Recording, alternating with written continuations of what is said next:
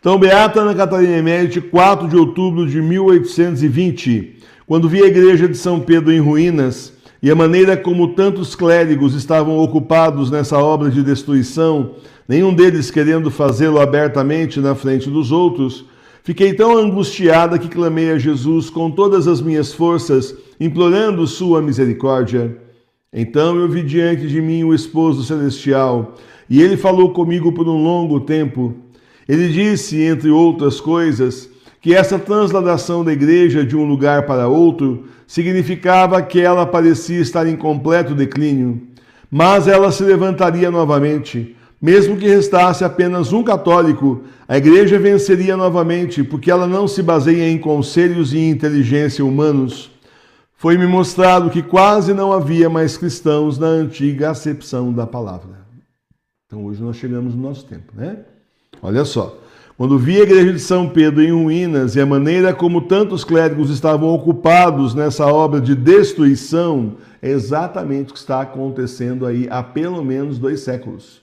Só que eles fazem a obra de destruição, mas não fazem abertamente na frente dos outros. Fazem escondido, na moita. Continua sendo assim. Porque está cheio de gente aí que já participou de pastoral, que está na igreja aí bergoliana, que não sabe que a igreja é bergoliana, não sabe que simplesmente essa gente é comunista, maçom, são excomungados, maçonaria eclesiástica, não sabem o que está acontecendo, que temos um falso papa, que não temos mais comunhão, os sacramentos estão sendo inválidos a partir da hora que renunciaram o Papa Bento XVI, que ele mesmo não renunciou, mas renunciaram ele. Então as pessoas não sabem disso. E esses outros aí, essas pessoas que estão do clero que estão fazendo isso, por uma questão de interesse, não falam também, agem ali na moita, né? Aquela coisa disfarçada, sem ser na frente dos outros, mas cada um à sua forma está tirando aí uma pedrinha ou uma paredona da igreja, seja lá o tamanho da proporção da destruição que cada um deles está aí fazendo, mas sempre de forma assim escondida aos olhos dos leigos. Né? E aí, aos olhos do clero, a gente sabe que hoje está tudo muito aberto, né? Hoje a coisa já não se esconde mais. Antigamente era antigamente, né? Quando eles entraram pela porta da frente dos seminários para invadir a igreja, aquele monte de espião soviético, da União Soviética, aí, russos, etc., que entraram pela porta da frente da igreja para tomar o poder e conseguiram, simplesmente era um outro tempo. Hoje já a coisa já não é tão mais assim velada, a coisa já é bem menos disfarçada, pelo menos entre eles, mas para os leigos é escondido ao máximo. Então Jorge Mário Bergoglio dá aquela assim, opinião, aquela declaração bombástica, mas antes e depois ele está falando um monte de coisa bonitinha que todo mundo aceita para que assim os sites católicos, entre aspas, bergoglianos, possam pegar as coisas bonitinhas e colocar para os fiéis. Está vendo? Esse professor Emílio não tem razão. Olha só o nosso papo como é espiritual. Olha as frases dele espirituais. Hoje eu recebi. Não recebi, apareceu lá na página, lá no perfil, uma moça, não é tão moça, mas que ela aí tinha um site de catequese, tinha um grupo de catequese, agora ela parou, não foi esse lixo lá, e ela inclusive trabalhava na renovação carismática, essa parte de catequese e tudo mais, né? Até acho que 1 ano atrás, agora ela parou, e colocando uma frase profunda de Jorge Mário Bergoglio. Frase profunda, olha a filosofia, mora na filosofia. Não viva a vida como uma galinha que simplesmente levanta, para de dar risada, que simplesmente levanta cedo e não sabe o que está fazendo. Não faça assim. Pense primeiro o que você vai realizar no seu dia. Poxa vida, e a gente pensava que precisava do Dr. Laí Ribeiro, aquelas coisas. Pra quê, né? Você tem Jorge Mário Bergoglio, você tem tudo, né?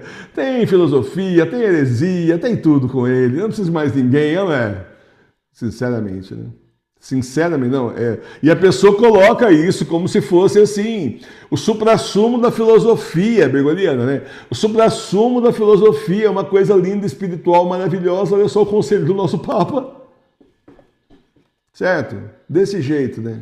Então, meus irmãos e minhas irmãs, Eles realmente não escondem mais entre eles e dão sinais para a trupe deles no mundo inteiro. Então tem lá um discurso de 20 minutos, 10 minutos, no meio tem o que ele está querendo falar, que é o que realmente a gente vai e pega e denuncia, mas antes e depois é só flores.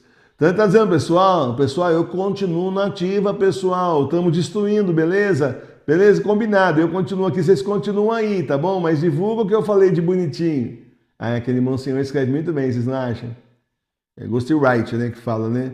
É escritor fantasma. Alguém escreve e ele lê. Já teve um padre mito aí que diz que o Papa Bento XVI não mandava escrever os discursos, ele mesmo escrevia, não é que nem outros. Aí, para eles aparecerem e enganar os católicos, eles falam tudo, até as coisas que realmente são, né? Porque o indivíduo está aí com aí o cartaz queimado, o indivíduo está com a ficha aí queimada, gasta, né? Só que também, depois, isso tem um outro desdobramento político, né? Que é assim, gente, por favor, nem é ele que escreve o discurso, ele está de idade já, tá certo? Ele só leu, ele nem percebeu, ele está doente, está querendo levar a igreja à frente, pessoal. Vamos ter misericórdia, ele está de cadeira de rodas. Tá aí. Então, essa gente nunca entrega o jogo. Eles dão com uma mão e tiram com a outra. Você pode ter certeza disso. Estão destruindo o que restou da igreja. Só que agora, eles não se tocaram ainda que eles estão destruindo a igreja bergoliana, porque a igreja católica apostólica romana não é mais. A partir da hora que o Papa Bento XVI foi renunciado, eles tomaram o poder. Então, ótimo, fica. O Senhor saiu de lá e veio para as nossas casas, nossas igrejas domésticas. E eles ficaram lá, então, com a estrutura que eles estão falindo. Muito bom administradores, né? Muito bom, gostei mesmo disso.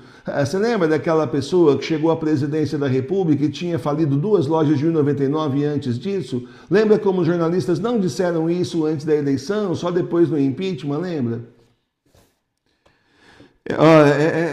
Realmente é enjoativo, não é enjoativo? Sinceramente. Tem gente aí que fica vendo política, sinceramente. Vamos então. Então vamos lá, ó. Ele disse, entre outras coisas, que essa transladação da igreja, Jesus falou para a Beata Ana Catarina Emériti, que essa transladação da igreja de um lugar para outro,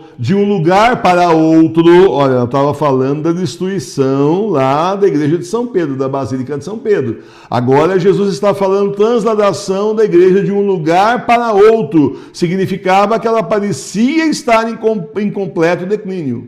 Parecia. Então, mudar a igreja dos prédios que nós conhecemos como paróquias e frequentamos como nossas ex-paróquias para as casas parece um declínio, parece o fim da beirada. Não é. Não é, porque a igreja vai se levantar novamente. E mesmo que restasse apenas um católico, a igreja venceria novamente, porque ela não se baseia em conselhos de inteligência humanos. Mesmo que reste um católico, o inferno não ganhou nada, as portas do inferno não puderam contra a igreja, acabou. Perdedores. Vocês, demônios, são os perdedores. Vocês vão seguir o quê? Vai seguir o Lúcifer. Perdedor, e vocês são junto com ele, perdedores. Entendeu? Pode rir da cara do demônio mesmo, que eles são todos uns perdedores. Pode aprontar na sua vida, mas no final, Nosso Senhor esmaga a cabeça da serpente, eles são todos presos no inferno para sempre. Tá bom? Tá legal o finalzinho do passeio de vocês? Estão aproveitando bem? Porque já vocês vão ficar presos no inferno para sempre. Certo? A vitória é nossa. Nós ganhamos porque o Senhor nos dará a vitória. Então, meus irmãos e minhas irmãs, enquanto tiver um de nós vivo, não acabou a igreja. E vai ter muito mais que um de nós vivo.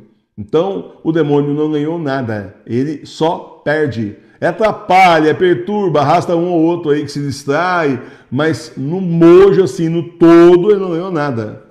Porque vai sobrar mais que um católico com fé, com certeza, aqui na nossa paróquia Sagrada Face de Tours. Então, as portas do inferno não puderam contra a igreja. É isso que significa. Não quer dizer não puderam contra a instituição, não puderam contra as paróquias, os prédios, a estrutura administrativa, não é isso. Não pôde contra a igreja. A igreja somos todos nós, que levamos Cristo no coração. Fim. Essa é a igreja. Pode destruir aí os templos, pode destruir nossas casas, enquanto a gente estiver vivo, a igreja está em nós. Acabou, somos igreja, tijolinhos vivos da igreja, como ensinou o Papa João Paulo II, santo homem. Foi-me mostrado que quase não havia mais cristãos na antiga acepção da palavra. Então hoje eu recebi uma mensagem de uma paroquiana nossa, dizendo assim, professor, Eu passei 30 anos na igreja e nunca me preocupei com a minha salvação, nunca me preocupei com cumprir a lei de Deus, nada das coisas que eu me preocupo agora em 3 anos com o Senhor. Não é comigo, tá? Não é comigo, é com Jesus. O Senhor ali com S maiúsculo, o Senhor Jesus Cristo, tá bom? Tá? Mas só para vocês entenderem, assim como teve um outro há uns anos atrás que falou assim, eu nunca rezei tanto na minha vida como eu rezo agora, né? Então são coisas legais que a gente ouve e fica feliz, porque mostra que está no caminho certo. Porque a igreja era para ser assim. Isso daqui é igreja, isso é igreja verdadeira. É a igreja verdadeira católica apostólica romana, é assim, ela é reparadora, ela está rezando pelas almas do purgatório, atendendo ao pedido e ordem de Nosso Senhor e Nossa Senhora, ela está rezando pela conversão dos pecadores, ela está fazendo reparação às ofensas contra Jesus, contra Nossa Senhora e contra o nosso Deus, ela está evangelizando, ela está se preparando para a volta de Jesus, por isso escatológica, ela está estudando as profecias, estudando as escrituras, isso é igreja. Isso é igreja. Mas assim, não exagera muito rezar assim 4 vezes por dia, liturgia das horas? Então são 5 vezes, porque 10 para as 3 tem o terço da misericórdia. Não tem exagero nenhum, porque a própria igreja incentiva que os leigos, tanto quanto possível, rezem a liturgia das horas, os quatro horários, não os 7. 7 é para quem está no mosteiro lá, né? Quando rezavam, né? Mas nós é 4 vezes, nós estamos cumprindo a cartilha aí certinho da igreja. Então a igreja é assim, a sua igreja não é assim? Na sua paróquia não era assim? Então as que eu fui também não eram. Nenhuma delas. Mas só que era para ser assim. Era assim que era para ser a igreja. É só você ler as cartas de São Paulo, cartas de São Pedro, cartas de São João, você vê que a igreja era assim. E é para continuar assim. A igreja primitiva, a criança, essa igreja primitiva, agora é mais moderna. Não tem mais moderno. Simplesmente tem avacalhação, tem invasão comunista, aí maçônica, não tem igreja mais moderna. O Deus é o mesmo, nosso Deus é o mesmo ontem, hoje e sempre. Então a igreja é a mesma também ontem, hoje e sempre. Não tem mudança. Gente, eu queria que vocês lessem. Nós vamos estudar aqui a encíclica do Papa Pio XI, quando instituiu o dia da festa do Cristo Rei. Ele não fala, olha, nossos papas não falavam pela metade, não. Falava na cara mesmo. Se o mundo estivesse com Cristo como rei, reinando nos países todos, com certeza não estaríamos na fome, na falta de paz, nas guerras. É nosso Papa. Por isso que acontece, porque se desviaram de Deus e de Jesus. Papa Pio XI, 1925. Tá certo? Escreveu essa encíclica quando ele instituiu a festa exatamente do Cristo Rei. Nós vamos estudar aqui no dia da festa. Maravilhoso. Então, essa é a nossa igreja. Nossa igreja não tem papas na língua. Ela não... Vamos ver como é que eu vou falar para não chocar a Assembleia. Como será que eu vou? Pega o Papa Bento XVI, quando ele falou as verdades da vida do pessoal muçulmano, que aí a mídia levantou, fez aquele escândalo com ele, mas ele estava falando a verdade. Porque é assim, o Maomé dizia que a fé é para ser implantada pela força. Fim de papo. E é o que eles fizeram. Tá certo? Então, ou se converte ou morre. E daí? Você tem mais 10 segundos para resolver. Certo? Só isso. Simplesmente desse jeito. E quando ele fala as verdades da vida, falava, o povo, esse pessoal da mídia queria calá-lo, mas ele estava falando certo.